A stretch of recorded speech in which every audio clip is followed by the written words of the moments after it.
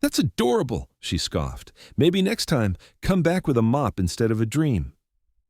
Jamal's hands clenched the folder tighter, not because he was cold, it was July in Atlanta, but because something in him was trying not to shake. He stood at the teller's counter of Sovereign Bank, holding a meticulously prepared 10-page business plan. His name was printed at the top in bold, Jamal Turner, age 17. Underneath, a title, EcoFlow, Mobile Car Wash for a Cleaner Tomorrow. Across from him, the bank teller, Ms. Debbie Collins, mid-40s, wedding ring glinting under the harsh fluorescence, was biting her lip to suppress a laugh. "You're serious?" she asked, flipping the front page with all the enthusiasm of a TSA agent inspecting a juice box. "You want a business loan? For this?" Jamal nodded once, straight spine, eyes clear. "It's not just a car wash, it's fully mobile. Solar-powered, chemical-free. We use steam tech and reclaimed water. I've already done 6 neighborhood trials. I just need funding for a van and the starter kit." From the line behind him came a soft snicker. Then, 2, someone murmured. "Gen Z really thinks ambition is enough." Debbie leaned forward, her perfume cloying like fake cherries. "Sweetheart, this is a bank, not a lemonade stand. You want my advice?" Her smile widened like she was giving a gift. "Start with getting a real job." Jamal didn't move. He just blinked once, like the words hit a pane of glass and slid off. From the back of the room, a man in a gray suit raised his phone. Click. He chuckled. "Look at this," he whispered to a colleague. "Another TikTok CEO in the making." Debbie handed the papers back, without looking. "Next." Jamal didn't move. The line grew impatient. Keys jangled, heels tapped. Somewhere, the printer jammed. And then, the front door opened. Silence. He stepped in like he didn't belong to the room, but the room belonged to him. A tailored navy suit, polished Oxfords, wristwatch that looked like it cost more than the teller's annual salary. Sharp jaw, skin the color of old mahogany. Everyone knew him, even if they didn't know they knew him. Royal Lowry, billionaire investor, founder of Lowry Equity, face on the cover of Forbes, Black Enterprise, and a viral clip giving commencement at MIT. His name was synonymous with modern black wealth, the kind that didn't apologize. And he was walking straight toward Jamal. Debbie straightened. "Mr. Lowry, this is such an—" "Are you Jamal Turner?" Royal asked, ignoring her completely. Jamal turned, confused. Yes, sir." Lowry held up a familiar folder, Jamal's folder, with the EcoFlow logo sketched in marker on the corner. "You emailed me this." Jamal nodded, barely breathing. "I didn't just read it," Lowry said. "I printed it. I've been waiting 3 days to meet you in person." He looked around. "And now I see why I had to." Gasps echoed from the line. Debbie's face drained of color. The man with the phone slowly lowered it. Lowry turned to her. "You mocked this young man for presenting a scalable, environmentally conscious business plan with early traction and repeatable processes. Instead of asking questions, you laughed." He turned back to Jamal. "You're coming with me. There's a meeting room upstairs." "Wait," Debbie reached forward. "Mr. Lowry, he doesn't even have a checking account with us yet. And our loan department—" Royal stopped, turned to face her fully. The temperature in the room dropped a few degrees. "You had the future of entrepreneurship standing in front of you," he said, voice razor sharp. "And all you saw was a black boy with a folder. Not a founder, not a visionary, just someone to dismiss." Silence. Then, "I'll be speaking with your branch manager." "And legal." He nodded at Jamal. "Let's go. We've got investors to email." As the glass doors swung closed behind them, the bank stayed frozen. Debbie slowly sat down, trembling fingers brushing a keyboard that didn't need her anymore. "You really think you can build something in a world designed to ignore you?" Jamal stared at his reflection in the elevator's steel door, his folder still clenched in his hands. His heart was beating too fast, too loud. He could barely hear over it. To his left stood Royal Lowry, calm, collected, unreadable. The billionaire didn't speak as the elevator rose, floor by floor, like a countdown to something Jamal hadn't prepared for. Jamal's mind reeled. What just happened? Why him? Why now? Ding. The doors opened. Sleek glass conference room, black marble floors, a long table with more zeros than anything he'd ever seen. They stepped inside. 3 people already sat at the far end. Two men in tailored blazers and a woman with sharp eyes and an iPad in hand. They all looked up. None of them smiled. Royal gestured to Jamal. "This is the kid, Jamal Turner, 17. Wrote this." He tossed the folder onto the table like it was gold. One of the men raised an eyebrow. "He's a student?" Jamal stepped forward, pulse still spiking. "I'm graduating early. Senior year's mostly online. I clean cars after school. I've done 43 appointments in 6 weeks. Repeat customers, no chemicals, just steam, microfiber, and reclaimed water. It works." He paused. No one said anything. He added, "And I built the booking system myself. On Notion, with Zapier and Calendly integrations. Clients can pay online, schedule recurring cleanings, get before and after shots." The woman lowered her iPad slightly. The older man still didn't blink. "It's a nice idea, but why you?" Jamal froze. "Why not?" he finally said. The room fell quiet. The man leaned back in his leather chair. "Because we don't hand out checks based on vibes. You're 17. You don't even have a tax ID. I got the EIN last week. You're not incorporated. I filed my LCL yesterday. You don't have a license to operate mobile in commercial zones." "I know. That's why I'm here." The woman slowly lowered her iPad and leaned in. "You do realize 97% of small businesses fail in the first 5 years?" Jamal didn't flinch. "They don't fail because they're bad. They fail because no one funds the ones that don't look like success. That's why I wrote to him." She raised an eyebrow. Royal gave a slow, satisfied nod. But the older man spoke again. "And what are you offering in return? Equity? Revenue share?" "I'm not offering anything yet," Jamal said. "I'm asking for a chance." There was silence, a pause heavy enough to bend the air. And then Royal clapped his hands once. "We'll talk terms later. What matters now is the fact that none of you saw what I saw in this plan." He turned to the group, voice rising.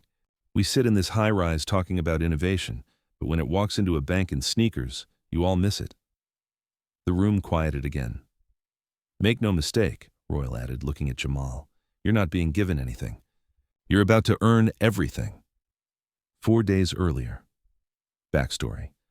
"You're not normal, Jay." "You never were." That's what his mom always said. Her name was Maureen Turner, and she worked 2 jobs, one at a school cafeteria, one cleaning houses, but still made time to help Jamal solder wires for his 6th grade science fair. She died last spring. Cancer. Fast and cruel. After that, it was just Jamal and his Uncle Vince, a mechanic with a cigarette cough and no patience for daydreaming. "Ain't no one gonna pay you for thinking," he'd grunt. "You want to eat? Get dirty?" Jamal listened and didn't. He'd wake up at 5 a.m., wash trucks for $5, use school Wi-Fi to watch YouTube tutorials on SEO and green tech. Every dollar he made, he stored in a sock drawer until he had enough to buy his first steamer off Craigslist. Clients started slow. One neighbor, then another, then the manager of a local grocery store. Word got around. The steam kid don't leave streaks. But the money wasn't enough. Not for the gear he wanted, not for the van. That's when he wrote the plan. 10 pages, single-spaced, diagrams, pricing tiers, customer testimonials. It took him 3 months. He printed it at the library. He wore his only button-up shirt the day he walked into Sovereign Bank. And he was ready to be taken seriously. Until he wasn't. Back to present, day after the bank incident. The clip went viral. Someone had filmed the entire scene. Debbie laughing, the staff mocking. And then Royal Lowry's entrance. The caption read, "Bank teller mocks black teen entrepreneur. Billionaire walks in seconds later." It racked up 3.4 million views in 24 hours. Comments exploded. "This is why representation matters." Imagine being that teller watching your career end in 4K. Jamal Turner. Remember the name. Jamal, meanwhile, sat on his stoop with a cracked Android and unread messages from reporters. His uncle came out, squinting. "Why's Channel 7 asking to talk to you?" Jamal shrugged. Long story. That night, someone spray-painted EcoFlow coming soon on the side of the community center. The next morning, an envelope slid under their door. It was a cease and desist from Sovereign Bank. They accused Jamal of public defamation. Uncle Vince grumbled, "Damn vultures." But Jamal just stared at the letter, then tore tore it in half. Escalation. 2 days later, Debbie Collins was on leave. The bank issued a statement, "We do not tolerate discrimination in any form." But the damage was done. Jamal had become a symbol. Half the internet cheered him on. The other half picked him apart. Where's his father? This is just affirmative action in a hoodie. No way he wrote that plan alone. He tried not to read the comments, but they were everywhere. Even his teachers started treating him differently. Some praised him. Some looked threatened. "Don't let it go to your head," said Mr. Andrews, his economics teacher. "Success requires maturity. Viral fame isn't a business model." Jamal nodded but said nothing. What could he say?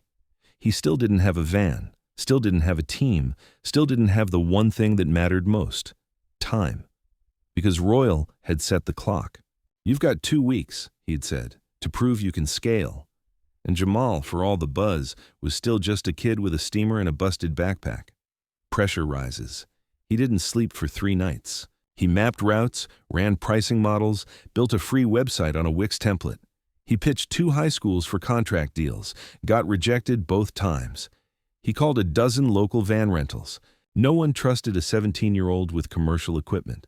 He emailed eco-cleaning suppliers, offering to post shout-outs if they discounted product. 3 said no.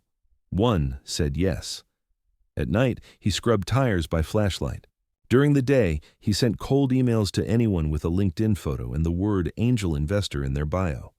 His fingers bled. His eyes burned, but he kept going. Why? Because he remembered what his mom said. "They'll always see your ambition as arrogance. Don't give them silence, give them results." The collapse day. 10. He lost a client. Steam nozzle failed mid-job. Customer left a 1-star review. The van company rescinded their offer, and his school called. He'd missed too many assignments, risk of failing senior year. He sat in the back alley behind a community church, head in hands. He was losing, fast, and worse, he was losing alone. Until a soft voice said, "Still want to quit?" He looked up. Royal. Tie off, sleeves rolled. "Why are you here?" Jamal asked.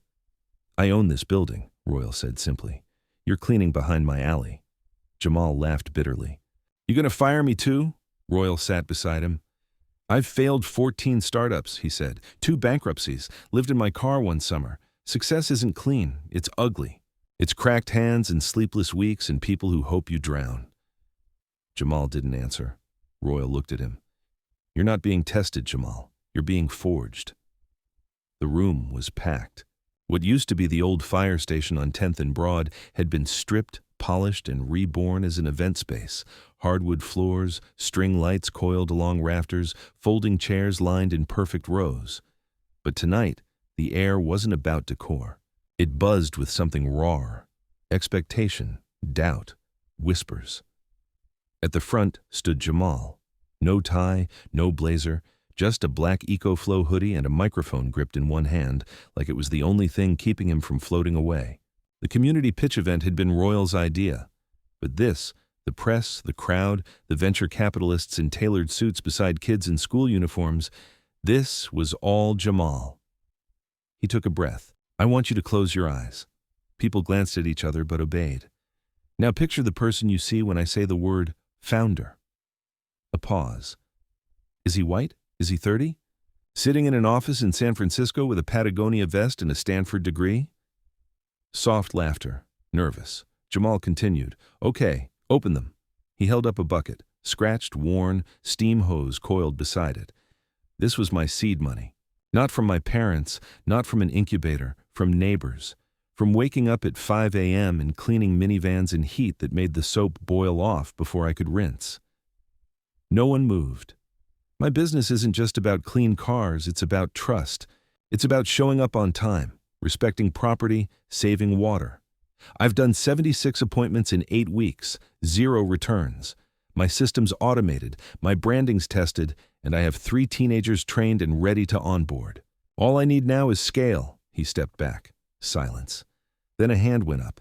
A woman in a navy pantsuit, clean, precise, the kind of person who looked like she read term sheets over breakfast.